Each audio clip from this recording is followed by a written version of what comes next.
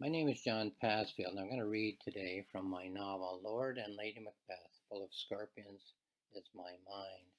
And I'm calling this is video 2 of Macbeth, and I'm calling it The Nightmares. So first of all, the cover, we have two scorpions side by side with crowns. So that kind of summarizes the whole play in visual mode, you might say. Here's the summary from the back.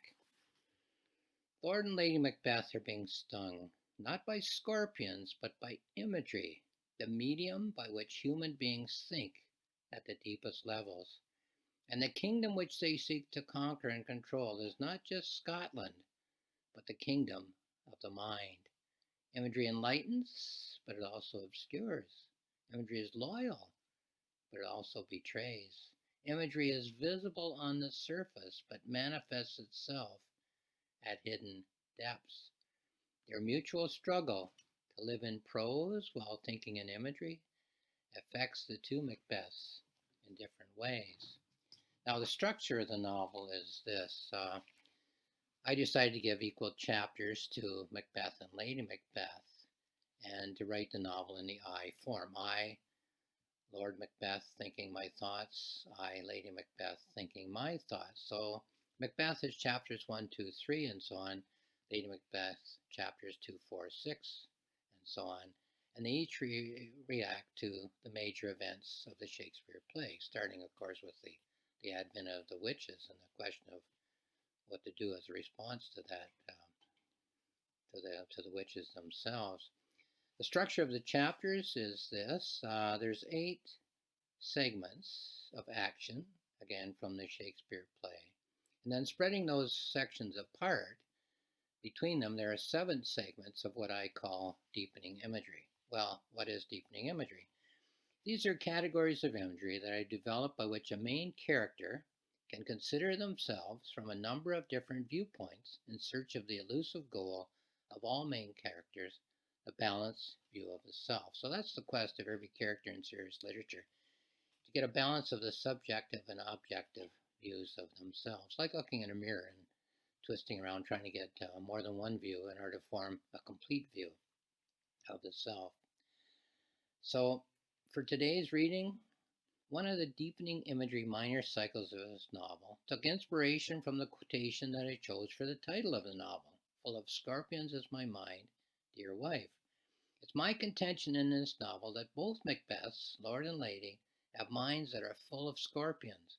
And as the summary says, the scorpions are the imagery that is suggested to them by their experiences.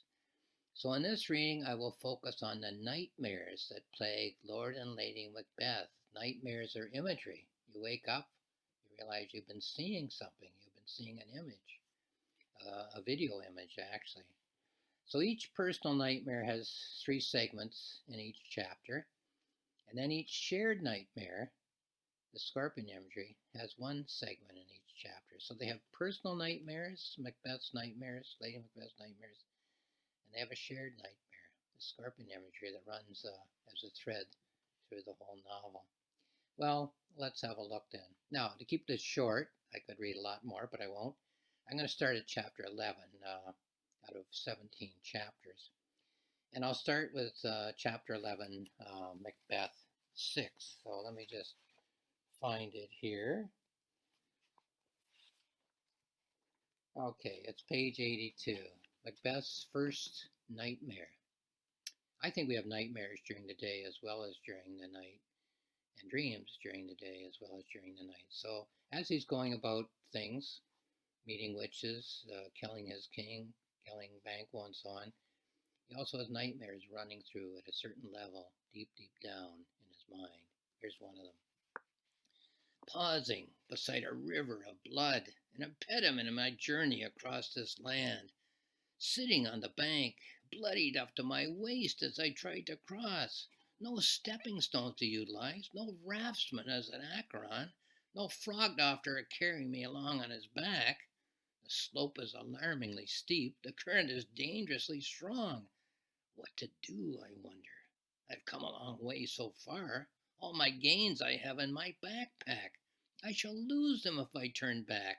Going back would be as tedious as go o'er. So dreams are so real to us as we're dreaming. Nightmares are so real. Page 83, the second segment, leaving a whole page of other imagery out. Stepping into the river of blood, determined to cross or gladly perish, quickly sinking to my knees and then my thighs, pushing drifting corpses aside, grinning skulls and scattered bones, all of them sweeping swiftly along in the rushing tide. The current grows stronger as I wade, threatening to rip my pack away, threatening to sweep away all I have won so far. The blood is rising to my chest. The blood is rising to my chin. I choose my footing carefully. The slope goes down and down. I pause as the blood is frothing at my lips. And then the third segment of this particular dream nightmare, page 84, opening my lips, tasting the blood which bubbles there, seeking entrance to my being.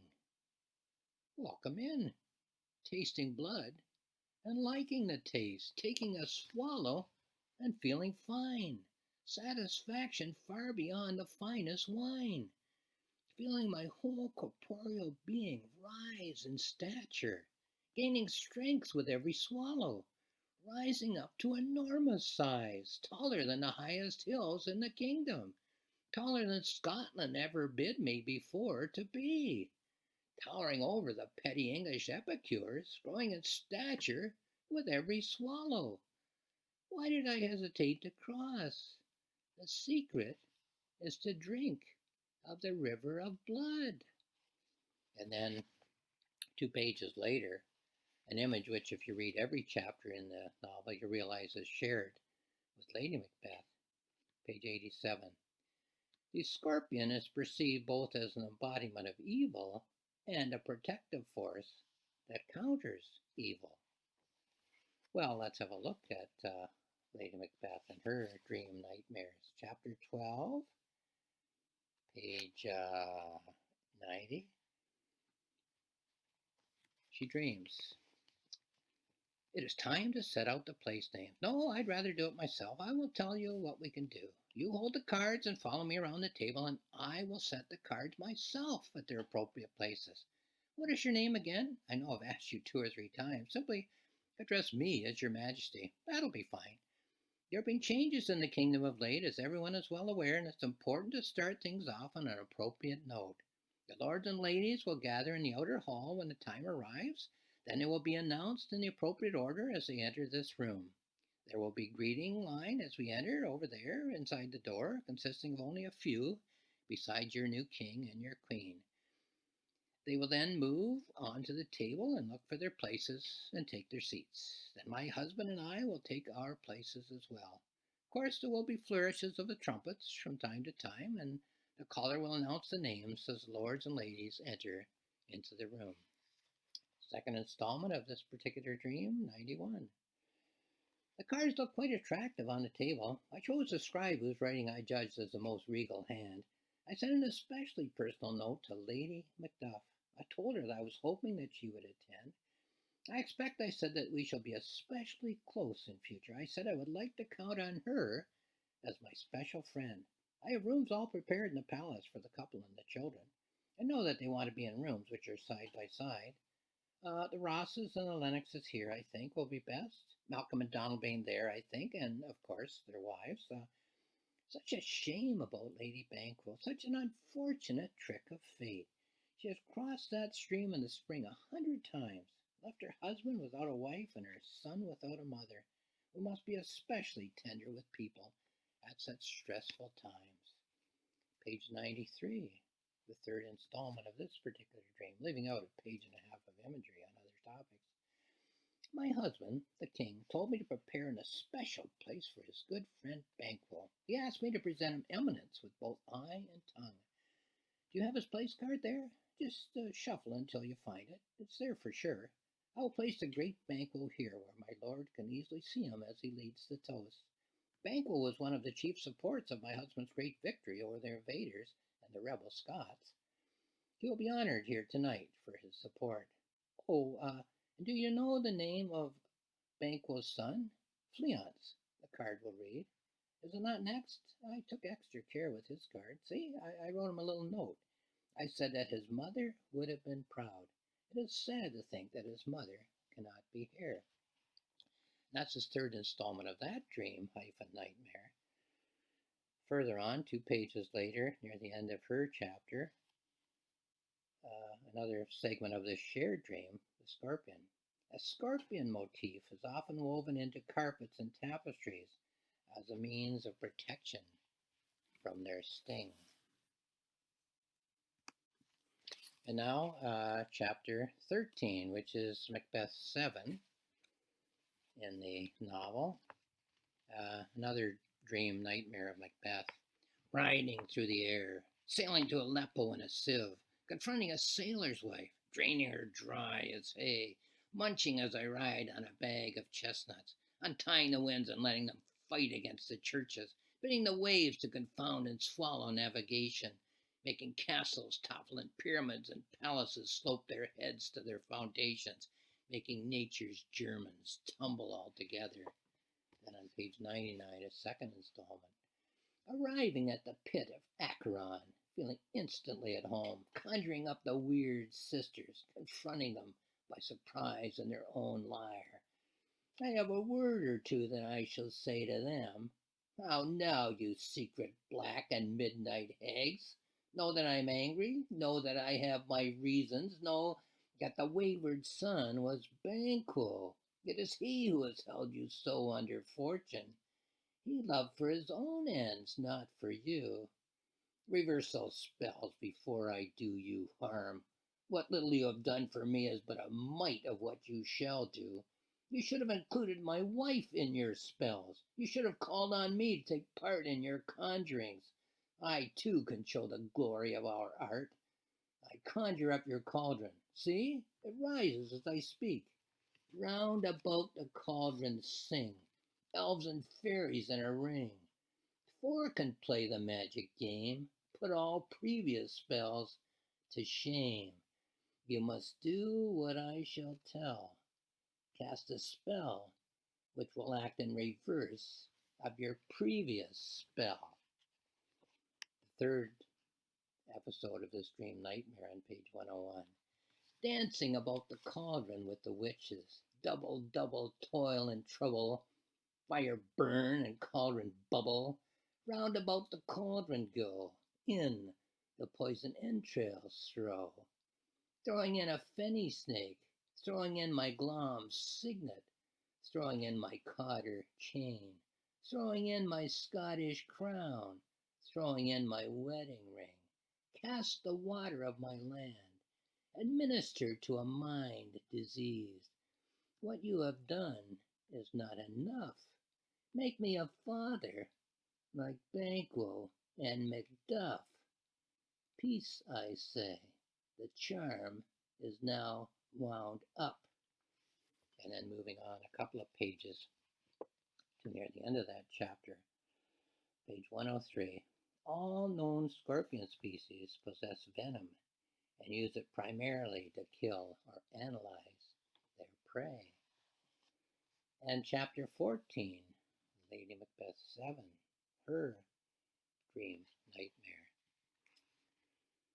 This is the scene in which Lady Macduff and her family are slaughtered. So Lady Macbeth imagines herself in a dream nightmare to be Lady Macduff. Today, I'm Lady Macduff, in a chamber in my castle, battering away the time with our little boy, chiding one another of many things.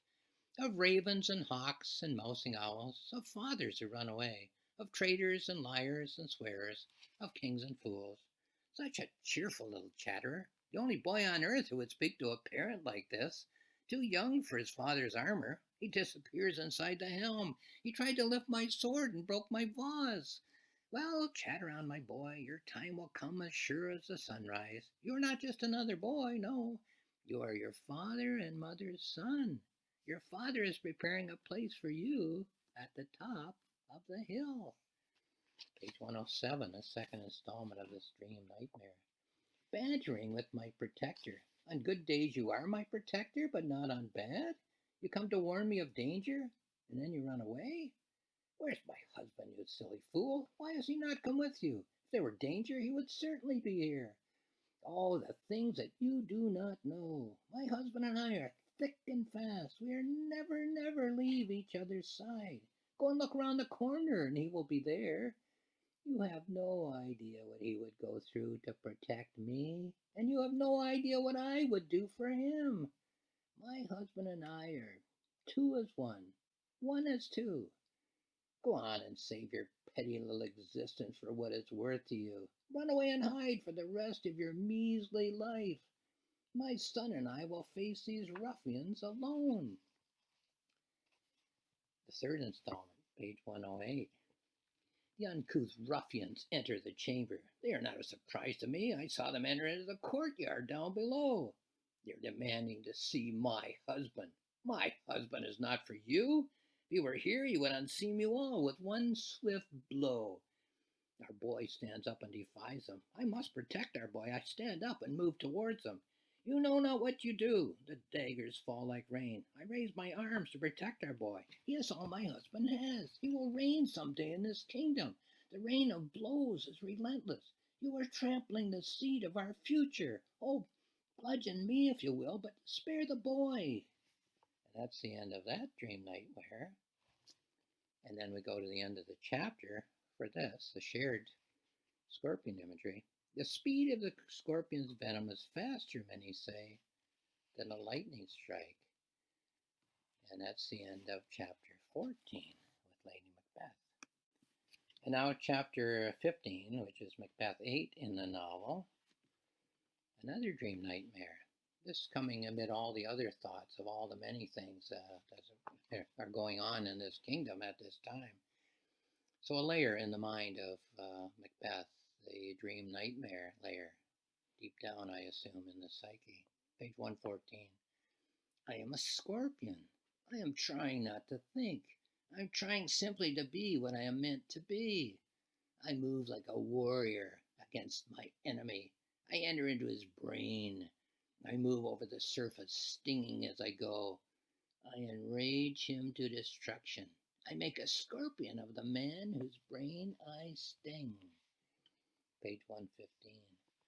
I sense that I'm not alone. I scan the battlefield from left to right, from where I crawl to the horizon, to the east and to the west.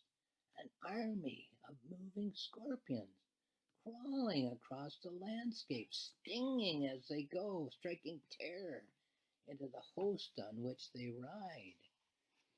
Page 116. I am one of you. I am one of you. I think no thoughts. I show no mercy. I make everyone my victims. I need no one to share my feelings. I have no feelings to share.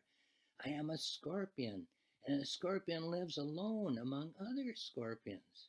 Scorpions live and die by the rule of the scorpion's code. And when I die, I will turn to dust and blow in the winds away. No porter at the gates of a scorpion, heaven or hell. And that's the end of that dream nightmare. And then the shared dream nightmare near the end of the chapter, page 118. The venom of the scorpion is also used as a defense against what it perceives to be a dangerous predator. Chapter 16, Lady Macbeth and her, what turns out to be her final dream nightmare in the novel, page 122. I am standing on the castle wall, studying curiously the great commotion down below. Intense activity in the courtyard, the conquered and the conqueror, breastplates glistening in the sun, the kneeling of deference, the bow of acknowledgement, the passing of tribute from servant to servant down the line, the horses patiently awaiting their bags of oats. 123. I am standing on the battlements. The ceremony goes on, the passing of deference and allegiance from hand to hand. My child is a blood-stained bundle. He lies in the courtyard for all to see, but no one acknowledges him. Blood is seeping from his wrappings. The blood-stain spreads far and wide. A parley of rights and duties continues on. And the third one of this dream nightmare, page 124. I am standing on the parapet. I grasp the stones with my toes. I launch myself into the air above the crowd. I float above the bustling courtyard. I float above my blood-stained babe. I float above the conquerors and the conquered. The sunlight gleams on their blood-soaked armor. I cannot tell which is which from this great height. If I let myself fall from the air, I shall dash my brains out. And that's the end of that dream nightmare. And then the scorpion imagery, which she shares with her husband. She thinks of them as two as one, one as two. So hey, why wouldn't they have the same nightmares? The scorpion's venom is a mixture of compounds, each not only causing a different effect, but also designed to paralyze a specific prey. And now here's chapter 17, Macbeth 9, the last chapter in the novel. So it's Macbeth's last nightmare. And here it is, page 130. Another day, another village, staring out from between the bars. Two old nags pulling a cart with a wooden cage. My hair and beard grow long, clothes in rags and an old torn blanket against the cold. Night's getting colder as we plod the northern route, baited with the rabble's curse, the show and gaze of the time, a rare and present monster painted upon a pole. The wagon creaking slowly into the courtyards, the thumping of the drum as the people assemble, the town criers shouting to raise a crowd. Here you may see the tyrant late deposed. Second installment, again skipping a page of other imagery in the mind of Macbeth. Page 131. Manhandled and wrestled out of the cage, an iron ring cuts into my throat, tugged forward on a chain to the midst of the crowd, prodded with sharpened sticks, spit on by women and children, kicked and punched as I stagger along amidst the abuse. I no longer whirl and snarl as I used to do. A raised platform in the courtyard, now the arrival of the king, forced to listen to the taunts. All hail Malcolm, King of Scotland, long may he reign. The third installment, page 132. Ordered to lower myself to the ground. Kneel, tyrant, kneel. My feet kicked out from under me. I roll around and raise myself up on my knees, refusing to kiss young Malcolm's feet. A rain of blows, but I will not yield.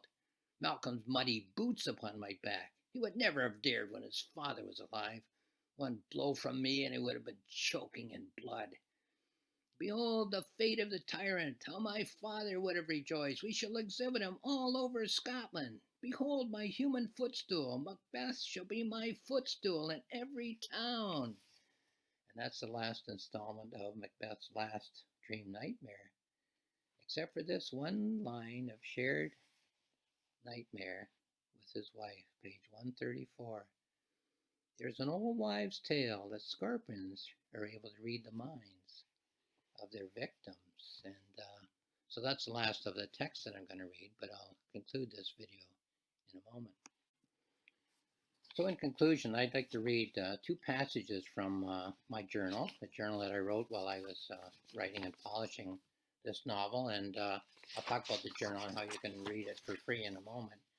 The first quotation from the journal is this: all artists work in the genres which are most congenial to their life views, but the best artists test the limits of their genres, working at the frontier where that genre offers the most service without shattering into fragments. The best writers not only write at the frontier of their chosen genre, but expand that frontier by redesigning the genre technically to suit their artistic needs and purposes.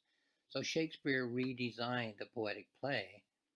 Beethoven redesigned the symphony. More about that idea of redesigning a genre in the notebook and the journal. Another passage from the journal. The purpose of writing a novel, of course, is to create a myth which is complex enough to appeal to sensitive readers, over the head, as it were, of the myth makers who are depicted as characters in the novel, assuming that no myth-making character in the novel is a spokesman for the myth-making author. To me, this last point is the dividing line between subliterature and literature. between the prose novel and the poetic novel. So more about the prose novel and the poetic novel in my notebook and journal. Now, the novel is Lord and Lady Macbeth, Full of Scorpions is My Mind, and my name is John Passfield. It's available on Amazon, of course, and you can buy it if you'd like to read it. You can also find out more information about it at Rocks Mills Press, ROCKSMILLSPRESS.com, rocksmillspress.com, the website of my publisher for more information. You can also, if you look at johnpassfield.ca, all one word, JOHNPASSFIELD.ca, my website, have a look at for free 2 books which I wrote while I was writing this novel. If you go to notebooks at the top of the website, click on that and go to the Macbeth icon, you'll get my planning notebook. That's the novel, well, it's book length, and it goes from the moment when I thought of writing a play on the topic of Macbeth, who would dare, to the point where I had a full rough draft of 50,000 approximate words. And that's free. If you go to the top of that same website, johnpassfield.ca, click on journals, and then go to the Macbeth icon, you'll get my journal, again, book length. Reflections on the poetic novel, the prose novel, poetic plays, and so on, Shakespeare, Beethoven, and all the rest of it, as I was polishing the novel for a month or 6 weeks. So have a look at those if you care to. They're both free on my website. Lastly, I'll just say thank you for watching this video.